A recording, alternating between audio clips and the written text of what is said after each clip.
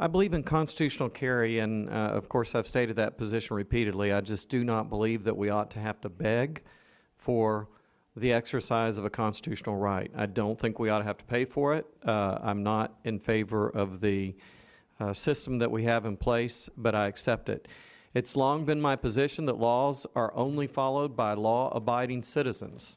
We have outlawed hundreds, if not thousands, of crimes, and yet we still have criminals, despite the fact that we have outlawed crime.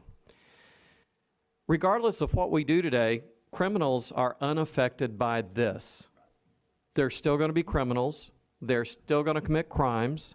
They are still going to illegally acquire and use guns. What we're doing today only affects law-abiding citizens who, by their nature, are good citizens who follow the laws. We have created a scheme because we cannot stop criminals obtaining guns. We have created a scheme where we've made it difficult for law-abiding, responsible people to have guns and to have them in their possession so they can protect their family, their friends, their loved ones, their property, all the time while criminals have been free to do what they want to do. There simply is no law that we can pass that will change human behavior. We say it all the time. If we only pass this law, it will stop, fill in the blank. And yet it does not. Human nature is what it is. Put a gun in the hands of a criminal and it will be used for a crime. Put a gun in the hands of a good person and it will be used only for good purposes. And that would be to protect a good person against a bad person. I don't know why we struggle with that, and I don't know why we have this entire scheme on our books that requires citizens of Tennessee to have to purchase back a constitutional right. Is this bill constitutional, Kerry?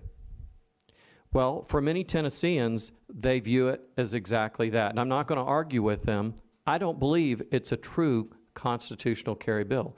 But can I support it or can I not? It gets into the age-old question that we wrestle with every legislative session.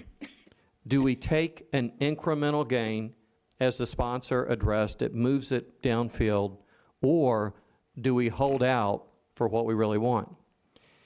It's tough to know the answer to that. Sometimes we take the incremental gain only to find in subsequent sessions that legislators don't want to do any more work on the issue.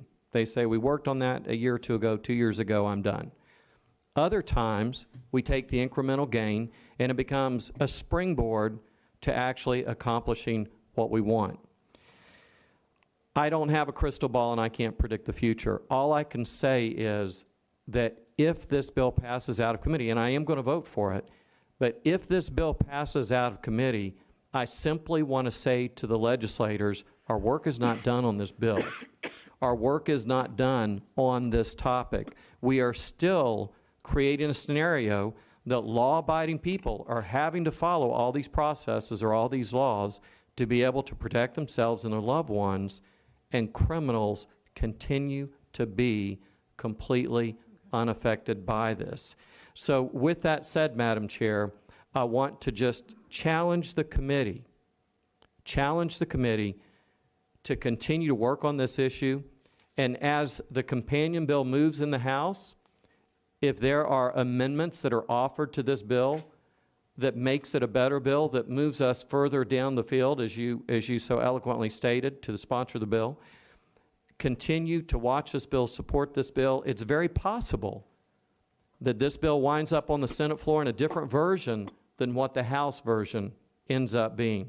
But let us continue to work together to accomplish this goal that we've worked so hard to achieve. Thank you, Madam